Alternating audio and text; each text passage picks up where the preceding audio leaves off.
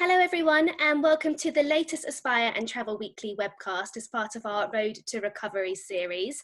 My name is Holly and I'm the editor of Aspire magazine, and today I'm joined by three leaders in luxury travel as we focus on this part of the sector. So I'm joined by three bosses of three independent luxury tour operators. I'm joined by James Weaver from LUSSO, Mark Duguid from Carrier and Paul Cleary from Caribtours. Thank you all for joining me today, gentlemen. It's nice to see your faces. Thanks, Holly. Thank you.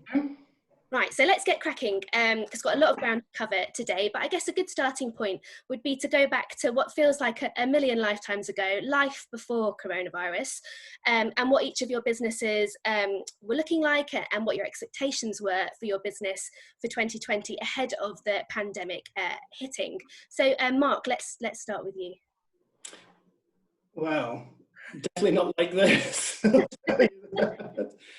I mean, last year we thought we'd a bump year then because of Brexit. I mean, if you think back, Europe's one of our biggest regions, and Europe really took a bit of a dent last year. So this year, before the end of the transition period, I mean, this was due to be a really productive, great trading year. And to be honest, we went into peaks and we had a cracking peaks and looked all set to, hit our stride as the year went on. So I'd say from a trading point of view, we were, really, really confident going into this year. What about you, Paul? How are things shaping up at Caribtours? I mean, we were looking good, and I mean, we're predominantly a long haul operator, so we just come off the back of a very good peak season, a very good Christmas. 3 years ago, we started selling luxury Europe, and perversely, we were looking at the best summer we'd had in our 41-year history. We had an incredible amount of forward business from Easter all the way through to August to Greece, Mallorca, Cyprus. We were in good shape, but of course, events have changed all of that. And James, finally, you, how are you shaping up and what were your expectations? Well, it was a big year for us because it was our 10th anniversary year. As we know, we spoke about that, Holly, not just too long before everything kicked off, and we got a lot of things planned, a lot of celebrations, and we'd consistently grown every year in that 10-year period, and we'd gone in and had a record-breaking January and February as well, and then the wheels firmly fell off for off things. So it was we've been trading really strongly, and everything looked good, and we were all set for a super exciting year, really. So. And as you said, sort of, we all saw the eye of the storm not long into the start of the year when the pandemic hit, and we quickly moved to working from home, and the FCA advice changed, and everything changed after that. So let's talk about how you faced those challenges and what challenges you saw in terms of refunding and postponements and repatriation. So James, do you want to continue sort of in how you guys handled that situation? Yeah, of course. Yeah, I mean, we got a little bit of a pre-tell. I think probably, Mark and Paul would have been the same, being long haul, from what was going on in the Far East, and we started to see restrictions come into place there, and so really it was a question of getting a little bit of a head start on things as much as we could, and we very proactively we jumped on. One of our key benefits that I believe within the business is we've written our own back office system. We've got internal developers, so we jumped on to things early and created a bit of a tech platform for us to be able to manage things. So they just started that, but we didn't know how that was going to shape up. But it was there, and then they made quick progress on it as things started to develop. But it was about getting out in front of it, really, and we started to try and move holidays to what we felt was safer time periods, sort of September, October time of this year. But I sort of wry smile now. It depends what safe is now, and depending on obviously what opens up and when. But a good proportion of what we were moving as well was into next year.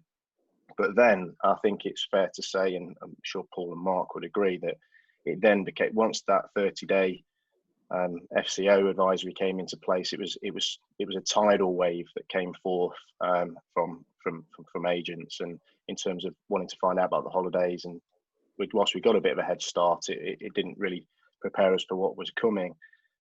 Got a highly experienced team, and some of the team have been through prior crises a number of times, and I think that helped in some respects, but I don't think anything had been like this before. When everyone has asked me about it, I've just said our office was like a New York trading pit with paper being waved and phones ringing. That's what it felt like at the time. And it was just a question of, there was hundreds of bookings affected, and it was about taking things in date order as best we could. And then which ones were the most critical. And obviously a key focus was on repatriations. One of the challenging ones, we had to get someone out of the jungles of Borneo. So, and that, it was quite quite a challenge, to be honest. But yeah, we got him home safely, so that was one of the key ones. Yeah, and we just started to work on it in terms of a 16-week rolling period, and taking it from there. And the biggest issue in all of this, and it has been really, we were an operator that was a prepay operator, and these are some of the conversations I had with Paul a few weeks ago, which you'll come on to later, I think, in terms of the way forward. But prepaying, a lot of our suppliers, airlines have always wanted prepayment in terms of the advanced ticketing deadlines. And then it was a question of getting all that money back to be able to make those refunds. No one would carry all of those prepayments if you're a fully prepaid operator, not on credit, in liquid cash within your business. I mean, it equated somewhere like 15% of our annual turnover was prepaid, because we had the key period of Easter coming up.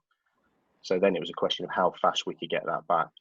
But obviously some of the key challenges in that initial couple of weeks was also just working our way through the day. It seemed like, I'd say daily, but it was more like hourly policy changes from the airlines once they got a grip on what was happening.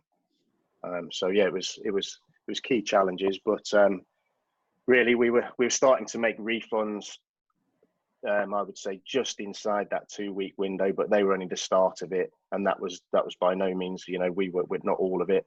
It took us some time, and we, by the end of May, we'd made we'd completed our refund process really for everything that had been booked and balances paid. So it's been 12 weeks of hard graft. Yeah, long 12 weeks, I'm sure. Yeah.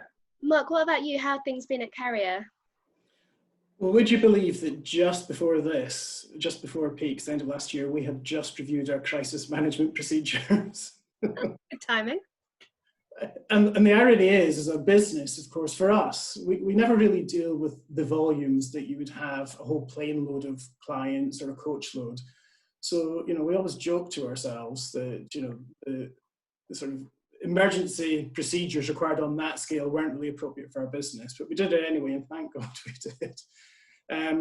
Operationally, of course, an immediate hit and impact. I think we got a little ahead of the game. I think we could see what was coming, or we felt what was coming sort of earlier on. I remember us cancelling educationals and agents querying why we were even thinking cancelling educationals. Weren't we overreacting, cancelling events and so on? And then on the booking side, I have to say, so it was hectic and there was a lot of strain there, but I think our processes and our sort of policies really stacked up. And, I don't want to say we took it in our stride, but I didn't feel at any point that we got so stretched that our service levels were dropping or we were getting close to breaking point. Right. And I mean, obviously refunds has been the other key contentious issue for the industry. I mean, very early on, it was within 48 hours, we decided we wouldn't change our policy. So that was, so we decided not to give refunds, if you know what I mean. So we would honour refunds where required, and would then work behind the scenes to secure the prepayments back from suppliers, secure the refunds back from the airlines. That's not been without its challenges, but in the end, I have to say the sort of supplier cooperation has been incredible, to be honest. Good. And we're seeing those bookings now sort of balance out. Great. And finally, Paul, what about you? How's things with dealing with everything? Same as the guys. Yeah, it came, we were watching it happen, and our main business over winter is Caribbean, and we could see what was happening in the Far East, hoping it wouldn't become relevant to us. And I don't know, the same as what the guys have just said. We had a problem. I think the first week of March, I look back on the correspondence I had with my team on the first week of March, and it's unbelievably how well we called it. because we didn't know then what we all know now. And I think we took it really very seriously, and I was worried I was overreacting in the beginning of March, but as it turns out, I think there's no such thing as overreacting. Yeah, we got ahead of it. I think we got to by the middle of March, that middle weekend of March, around St. Patrick's weekend, we just realised that this was getting bigger than we could cope with. So we decided to get ahead of it. We wanted to put ourselves on the front foot, same as James, same as LUSSO. And we started proactively calling out bookings and changing them, even when people didn't want to change, even when there wasn't foreign office advice, and even when borders were open, because we couldn't cope with being reactive. And I think that's the secret for any crisis management, Mark. I think you'll agree. If you're reactive, you sink and you die. I think you have to get ahead of it, even if you're giving uncomfortable news. So, yeah, same as everybody else. Learned as we went along. I think it brought out the best of us. I'm overwhelmed by how good we have been, how good my team has been. And I've learned an awful lot about them. And maybe I've learned some stuff about myself as well. But we're still in it. But so far, I'm pleased with how we're handling it. And I'm sure you've all done all these amazing things on limited teams, with many people having to, us included at Travel Weekly, furloughing members of the team. So you kind of all have to pull together in that circumstance, don't you? So how have you guys handled that with the furlough? Because I imagine it's been a godsend to many businesses. What are your thoughts on furlough as it kind of, we see an end to the furlough on the horizon with October. So how are you feeling about the furlough scheme currently? What about you, Mark? Yeah, I mean, it has been a godsend. I mean, back when, well, who'd ever heard of the word furlough, to be honest? And back before it was announced, it was just unbelievable that the government would announce support of this sort of measure. So it has been incredible. It obviously has thrown up separate challenges because, originally the scheme has been sort of all or nothing. So it's just a very different dynamic running a business in this way. We actually... So we do an annual engagement survey with our team, and there's a pulse survey mid-year, and that was due in April, and we actually went ahead with it. So we actually surveyed the staff with regards to their engagement right in the midst of the crisis, just to understand if we were getting it right. Okay. Keeping the furloughed staff in particular really engaged and in tune with the business. And our scores actually went up. Well, that's good. Our scores went up. So it just gave us the confidence that we were getting it right in terms of communications and our policies. And yeah, provided us great feedback to then continue to where we are now. Okay, great. What about you, Paul? Furlough been good for you guys? Yeah, I think a couple of things on furlough.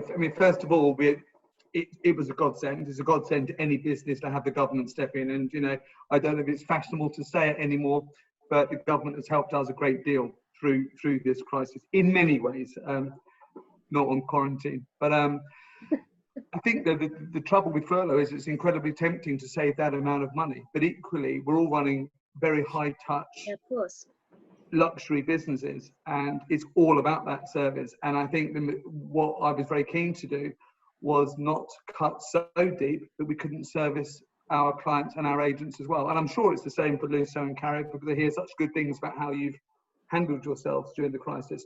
So we could have gone deeper, but we need to be, I think we've always had one eye on the future, yes, on where we're going to be when this is all over. And so, yeah, we've used furlough. We've got a lot of the team out on furlough, and it's difficult. Everyone who's on furlough, which is now, I think, 55% of our team is on furlough. They're taking a big sacrifice because they're away from the business, and that comes with its own worries. If you're away from the business, it brings worry, and I think I completely get that. So they've taken a big sacrifice for the team, and then all the guys who've stayed with me are taking a big sacrifice as well, because they're working twice as hard, often in very uncomfortable, difficult, unpleasant circumstances. So all in all, I think everyone's kind of played a part. But no, furlough's been a godsend, and we aim to utilise every last penny of furlough help. Good. I guess it is a balancing act, isn't it? James, how's things been for you guys with the use of furlough? Paul's summed it up perfectly, really, and it was a for us. Once your income dries up, as a tour operator, we recognise income on a departed revenue basis, and once that is all gone, then furlough has been, an absolute godsend for the industry, and being able to get through this. And of course, if with everything, I've seen plenty written on this as well, you know, that we were trying to get through, it's been difficult because you have to balance that cost that there's no revenue coming in against with your service delivery and helping assist with the problem. So, I mean, we made, as it started to be announced and when it came in, we made the decision that no one would be furloughed until the beginning of April. And then really no one was furloughed from our reservations team or product managers until the second week in April. So it was in order to be able to cope with it and make sure that you know we got through it. And we basically put it out to the staff when it came in and said, look, you know, what we'd ideally like is for volunteers to come forward, and we did it on a voluntary basis who would want to do it. And we had this target of 50% of across the business to go on furlough in the first initial stage, and you know, who would do it. And we pretty much hit it with the volunteers. And I suppose that was a difficult one because a lot of people were volunteering, but it was mainly from a point of view that they weren't up for the challenge, or they just wanted to do what was right for the business and could see that was what was needed for the long-term protection of jobs within the business and for us all to get through it. So it's been a balancing act really between continuing to deliver and taking every advantage of the support that is available from the government. Obviously, travel is very different from many other sectors that are using the furlough scheme in terms of the payment structure and when you guys get your money and when you see any benefit from people booking. So it's a great scheme, but do you think it goes far enough to help travel businesses in light of how different you are from the hospitality and pub sector and retail sectors? Is there more that could have been done to help travel? Well, each sector has its own challenges, but I do think that it hasn't quite taken account of the fact that it's not revenue raising work that we're doing. I suppose you could argue that moving bookings forward and working on all that is revenue protection for the future. But in terms of coping with refunds and dealing with all of that, you are essentially taking a massive backward step, and particularly for travel agents as well out there. I mean, a lot of travel agents obviously recognise income on a balanced collection point when commissions and take account of that. And most of them will have, you know, work to the fact in normal circumstances you have a very low cancellation rate. So in terms of them taking the commissions and recognising that and using that income within their businesses, then to backfill it when there is such a widespread, there's 100% cancellations basically. And for those that require refunds, there's a big percentage of those that have cancelled or moved.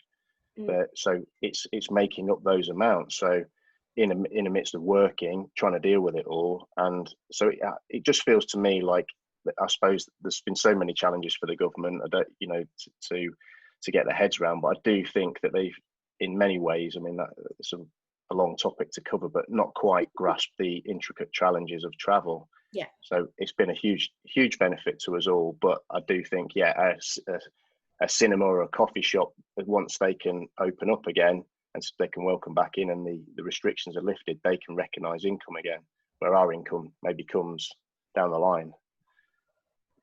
Brilliant. Mark, Paul, any other comments on that before we look to the future? I'm ready to look to the future.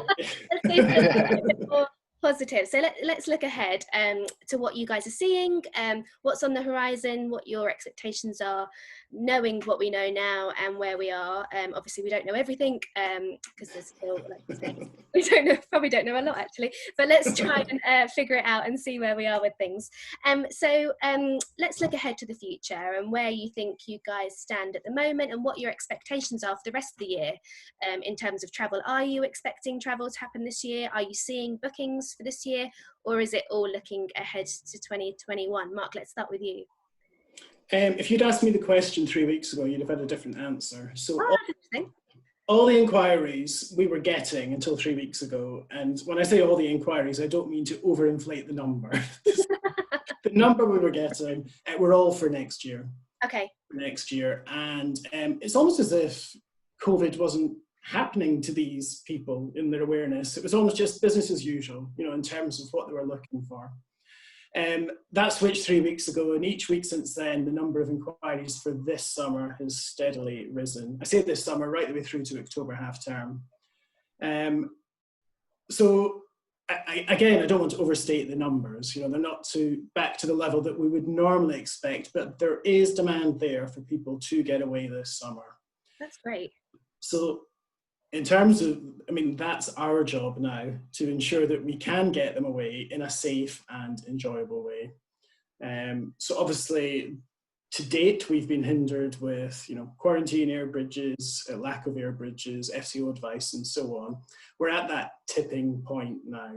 And actually, the inquiries we've been getting, what's interesting, the conversion is quite low in them, but quite often it's us that are putting off the booking. We're saying to the client, to the agent, no, you actually can't book yet.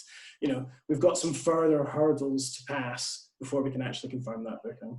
Okay. What kind of destinations are you seeing for this summer? I guess it's the usual ones in Italy, or what's the mix?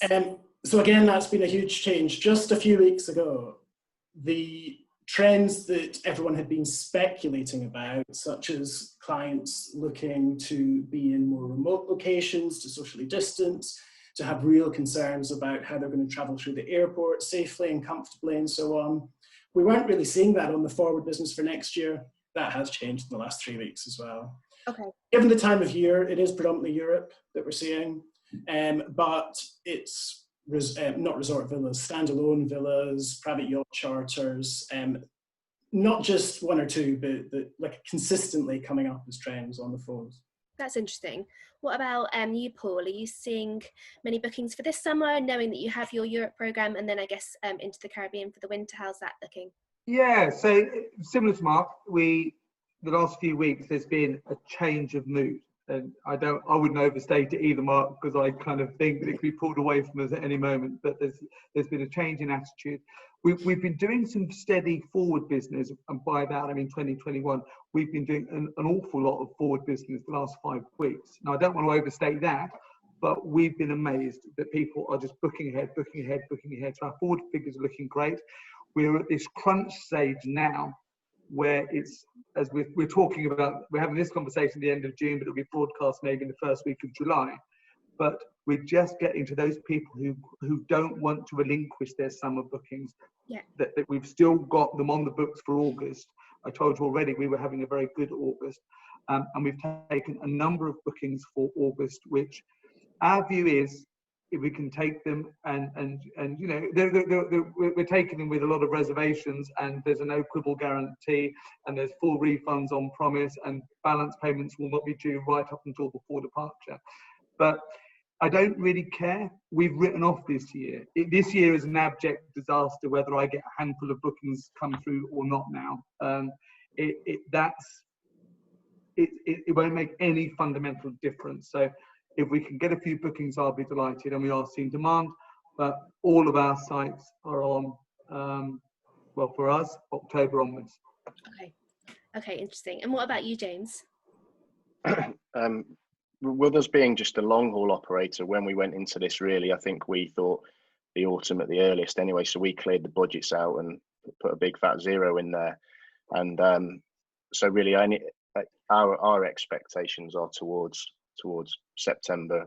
Anything that goes in there would be a bonus, but we were looking really from October onwards. But I think even that brings with it no challenges. It will all depend on which countries open up long haul, and do they factor, will there be, there's plenty of ground to cover between now and then, and will the whole quarantine and air bridges take a different shape going forward and towards those further flung destinations. So I think there's lots to see there. Will there be a second wave? Let's all hope not. What happens with travel insurance, and then all of that, if all those positive indicators come together, then I think we'll start to see greater demand as the rest of this year follows. But a lot of what we've been getting in terms of inquiries in, and again, it's not the usual levels, but it's nice to see inquiries and bookings going on the board, and that it's for 2021 really. There's some things coming in towards the end of the year, but again, that's being taken tentatively to see to see what happens as it unfolds. I think it was also countries like Paul will know and Mark, big with the Caribbean as well. But hotels there, they've delayed their opening dates. They just won't be open until beginning of October, some even into November. So and then it all depends on airlines and their schedules and what they come out like. Virgin, won't be restarting their route from Manchester to Barbados until towards the end of October. So it's going to miss that critical period of half term. So it's interesting one. Buts, aren't there? There's still lots of unknowns. I do agree that I think there's a slight change in the tide, in sentiment and feeling. I was working the other day and my husband popped in to see me and just told me that he'd booked some flights for us to go on holiday. So I think everyone has just started. I know, I was very excited. We'll see if it happens because it's meant to be in August, so we'll see. We actually have our first departing customer, so depending when everyone's watching this, so our first client, the guys aren't going to believe this, but Monday the 29th of June. Wow, where are they going?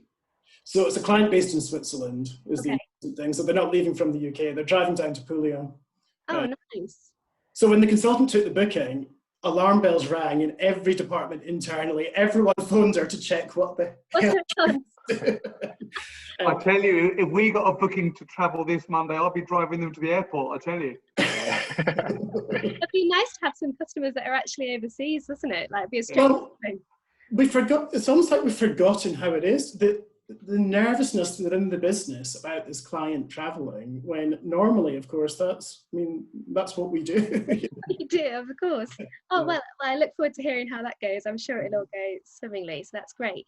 There's been much speculation on the luxury sector as being sort of the first that is likely to come back. I mean, some people have said they agree with that, some people have said they haven't. Do you think that is the case, that with luxury travellers that can afford jets and so on, and have more means to be able to travel in different ways, are you expecting this sector to outperform others, or do you not think that's the case? What about you, Paul?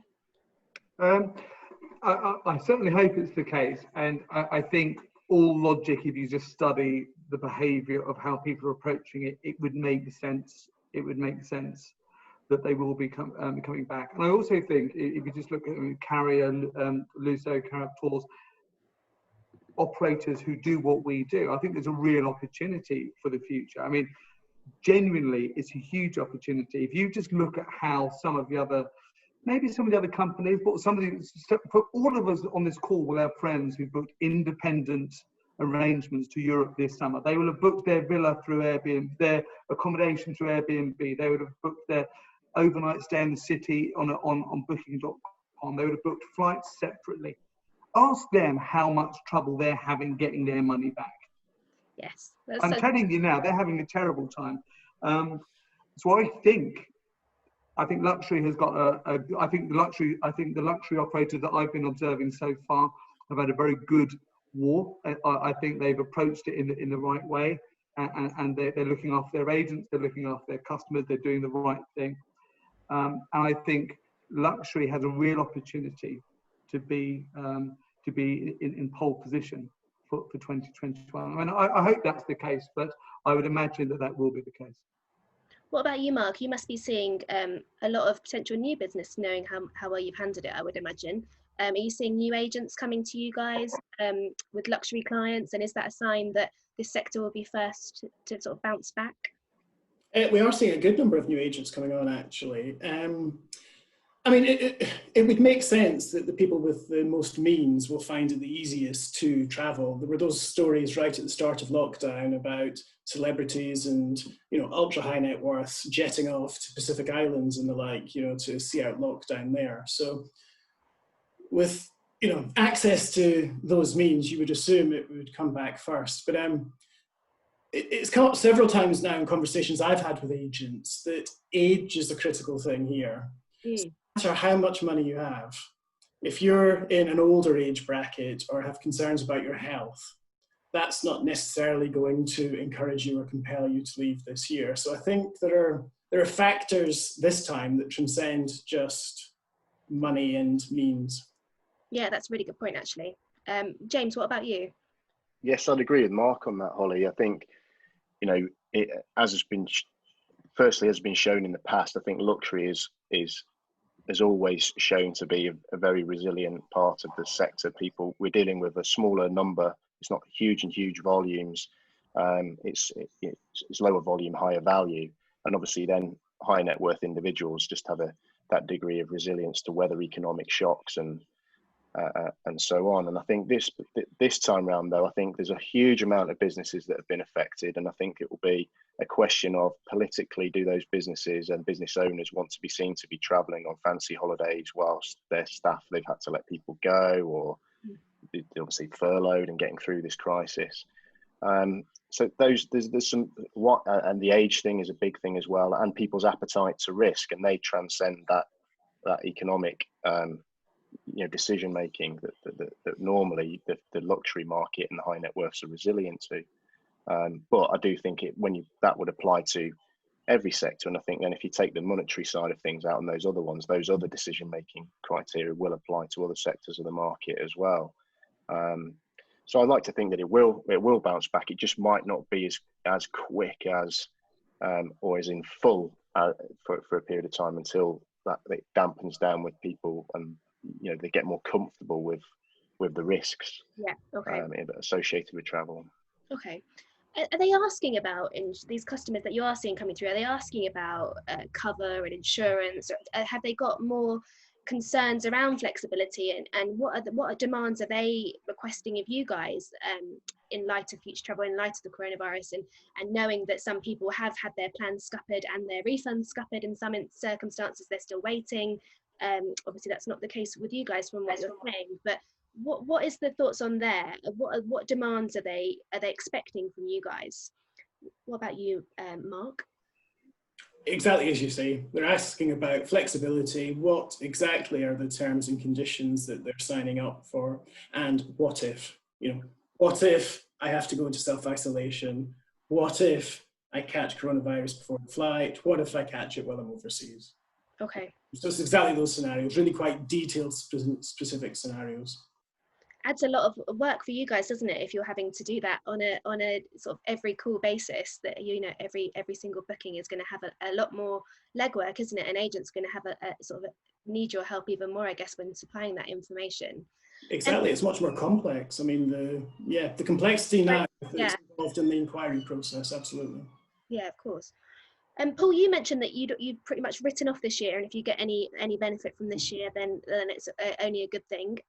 What are your expectations for next year? Where do you see yourselves? It's a confusing picture, Holly, because I imagine it's part of the plan, isn't it? So and it was an obvious thing to say, but it is confusing, and we're seeing a significant amount of business coming through for next year, not at the levels we'd normally expect, but all things considered, that looks very, very good. And our forward position at the moment looks strong. However, our planning is, because you've got to plan for the worst and I think hope for the best.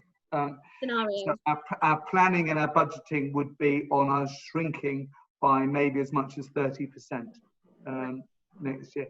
And that isn't, listen, one of the things about this whole crisis is you're looking around for an expert to help you, there isn't one. All you can do is look on what you've got, the impact you've had this year. And our prudent planning on next year would be for a smaller market, with a bounce back in 2022. And honestly, I hope to God I'm wrong. I hope to God I'm wrong, but that's what we think it could look like. Okay, James, what about you? What's your expectations for next year?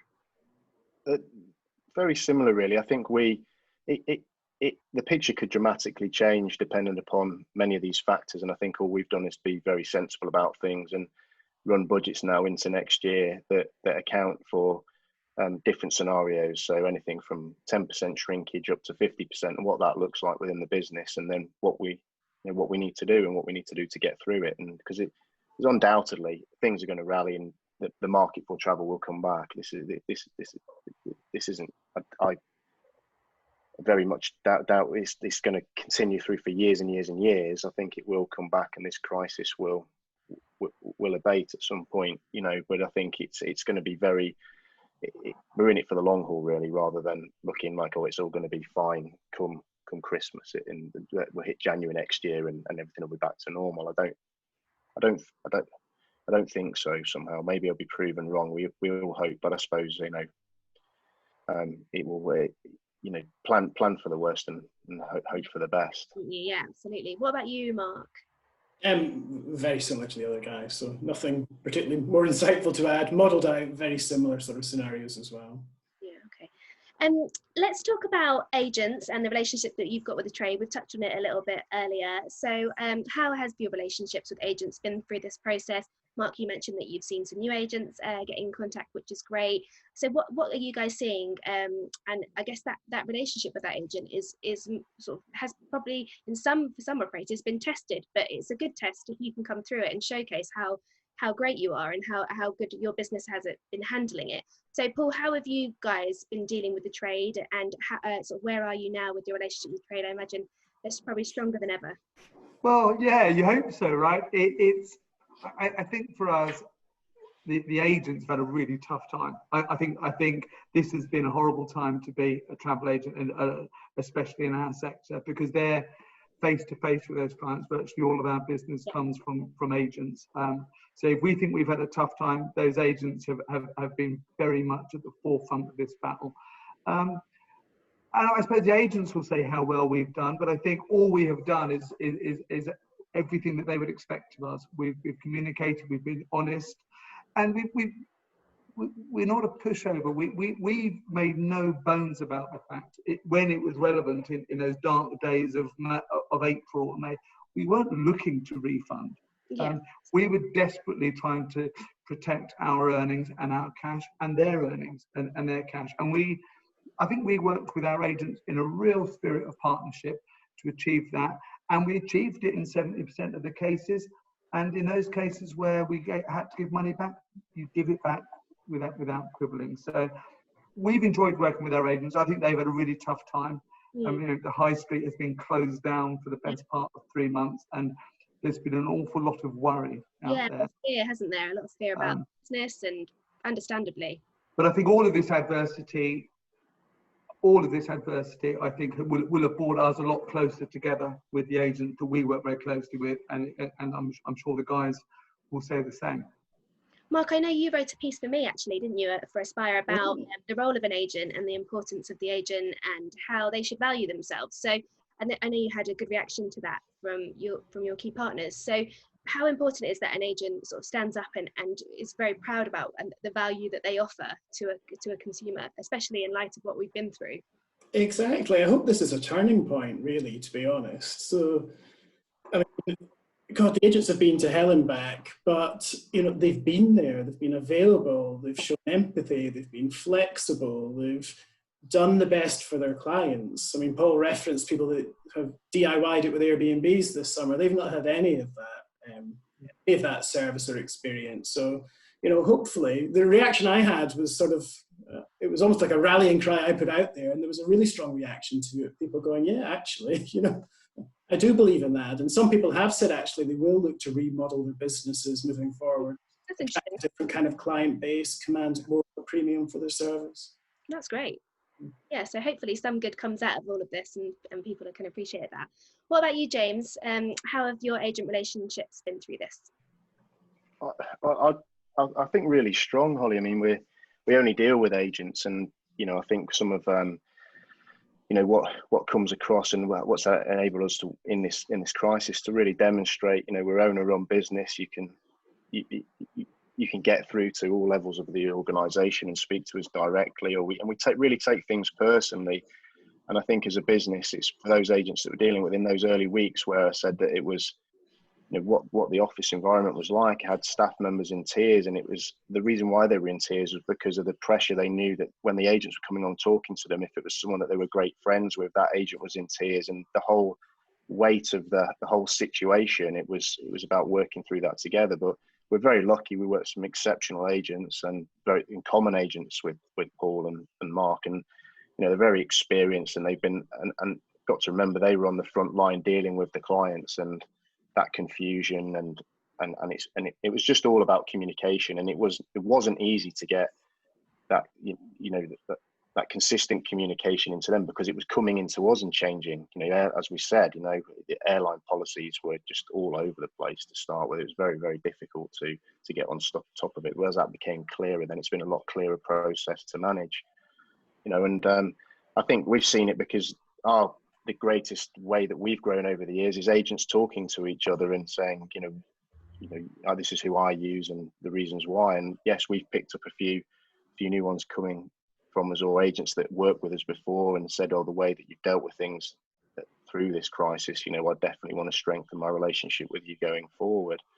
And also, interestingly, we've had one or two smaller tour operators that only sell directly approaching us and saying, look, we want to switch some of our model now. When they're not comfortable with some of the risks that were involved in the way that they are set up infrastructure wise to deal with a crisis like this. I think it's forced a bit of a change in them looking at their business model. So it's interesting, and those kind of things that come to you really,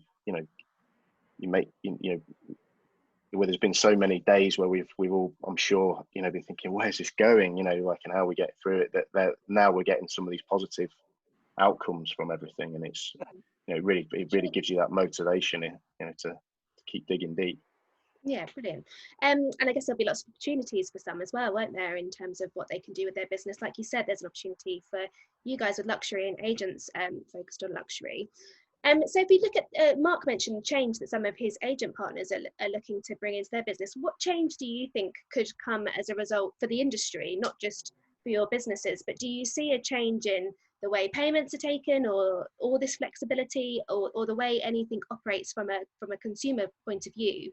Are you expecting there to be a sort of a change in the waves as to where we're headed when it comes to future bookings? I know it's something that me and you have spoken about before, James, especially on the payment terms. What do you expect to see from this, and are you expecting change? Yeah, I think something has to change. I think, we did, and obviously I wrote the comment for you, Holly, and I think one of the things, and that's what myself and Paul have had a conversation about as well, and I think there's a real distinction here, really, and it's where the whole, and I saw a great, I've seen other industry figureheads speak about various aspects of this as well, in terms of the way the whole payment flows work, and I think it's lots have come out in favour of trust models, and I'm a proponent of the trust model, but it only gets you so far. I think that it's very hard to align that whole supply chain with the money flows. And I suppose if you run a trust model, and even prior to going into this, we've always run and separated our client cash and run it on a segregated client basis, but everyone was always happy, and saw that as a real benefit to the business, that working with operators like ourselves, it was an added layer of financial protection, the way that we're structured, and it is. But I think in this crisis, it broke down because we made the prepayments to suppliers. It wasn't a question of anyone failing. It was a question of where that money was, and then the liquid cash reserves that any business held at any point in time, when 100% of a given key period essentially needed refunding within a 14-day window. And normal models and the way when the package travel regulations were written, I don't think they would have ever modelled out a scenario such as this. And obviously the figure for us was an enormous figure to try and find it in cash straight away. And all that happened was that we prepaid that client money to this ultimate suppliers. In normal circumstances, everyone would be happy for that, because you wouldn't be you hear horror stories where companies have failed in the past, that those companies, the bigger companies that are on credit terms, their hoteliers are going around with a credit card machine whilst they're on the sun lounge just saying, your tour operator hasn't paid your bill. And I think, how can this not be possible? And I think part of what I was touching on in the comment that I made for you, Hollie, as well, was that some of the bigger tour operators, they were trading on client cash in the first place. And then at the tail, on the other side of that, they weren't paying the hotels they were on credit. So they really should, if they're all on credit, they should have had the money to give back to the client straight away. But actually what's happened is that they weren't even paying the hotel bill. So some of the biggest challenges that I imagine Mark and Paul have had, as well as myself, has been, in certain cases, retrieving that money from key partners where they've said, I'm desperate to give you the money back. but people haven't paid their bills pre-COVID, and they're not going to, because we've had letters to say they're extending credit terms on us. I mean, it's happened all over, in terms of regional locations, but particularly you saw some of the stories coming out of the Caribbean and some of the monies that were owed there and the hotels. I mean, it's been terrible practice, really. So something has to change. Trust isn't the only way that it will. Is you've got to then, we're having conversations with suppliers, and I'm trying to talk about this, that it's not necessarily credit going forward, but the likes of myself and Paul, and imagine Mark as well. It's very easy if you're prepaying operators to say, look, if we've got the money and there's a situation like this again, then we've got it to give back to the client and meet our legal obligations to them under the package travel regulations.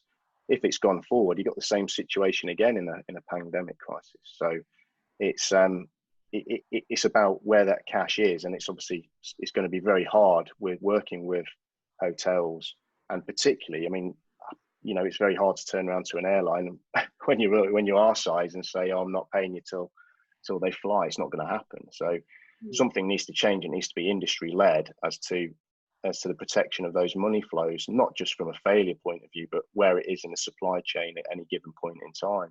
And I suppose escrow has been talked about as a way forward, but you've got to get a lot of people to be on board with that. So, big challenges really. It's not easy, but absolutely. I think one of the key ones that we would like to see is, as a prepay operator, is the big credit guys. I think hotels need to have a look and say, well, how they've handled themselves through this crisis, and it's affected their relationships with the prepay operators and ultimately their end clients, because that's channeled back down the supply chain towards where we're having conversation. We can't refund you promptly because, we can't get the money back from the hotel. So Paul's nodding there. So Paul, is this something that you'd like to see changed in the sector as well, or is there something else you'd like to see changed? Yeah, I mean, I think it's exposed everything. I think this crisis has brought out the best in most of us, but I think it's also exposed those murky areas that, where practice isn't as clean as it should be. And I think for us, we prepay many hotels, and we're on credit with many hotels. The secret of our business is we collect money in from our clients, we separate that money, it's client money. We don't play with it, we don't invest it, we don't spend it on anything, it's client money. And we use that money to pay our airlines and our suppliers. When we have a bill that is owed, we pay it. And when someone owes us money, we demand payment. And that's very simple. But we've insisted on this throughout this whole crisis. And where the wheels started to come off, especially in the Caribbean, was there's some very large operators just not paying these small hotels. And it was starving. It was starving these small hotels across the Caribbean at the time when they most needed the money going in some. And some of those matters, I believe, are still not resolved. And I'm a firm believer that things have to change, but I think a lot of hotels have to grow a pair as well and stand up to bullies and say, no, that isn't how it's going to be in the future. And we had hotels, some of those same hotels weren't refunding the prepay operators, and that isn't lost on me either. Yeah. I think you've got to pay your bills. It's a very obvious thing to say, but people talk about trust a lot, as in Trailfinders Trust, and that's going to be the model. But just running your business properly is also the way to do this. And we've paid all of our suppliers.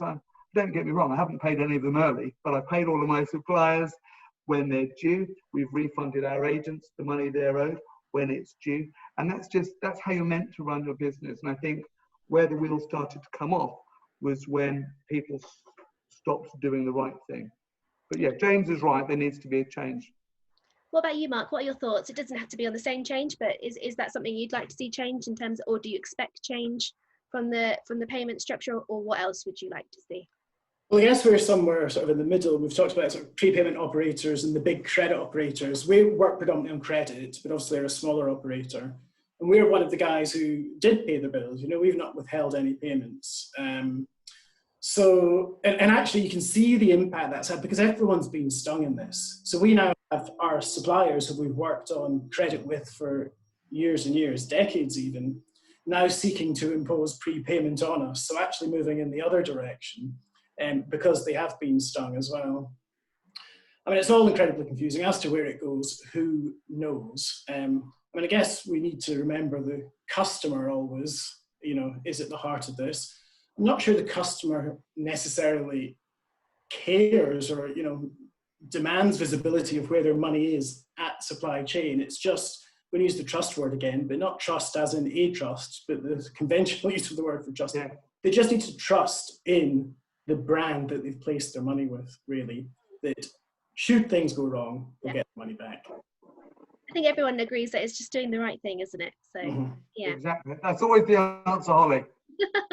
That's a nice note to end on, actually. So let's wrap it up there, guys. Thank you very much for joining me. I know you're very busy, so I do appreciate you taking the time. Thank you very much. Thanks, Holly. Lovely Thank to see you you. all. Thank you very much, Holly. Bye, guys.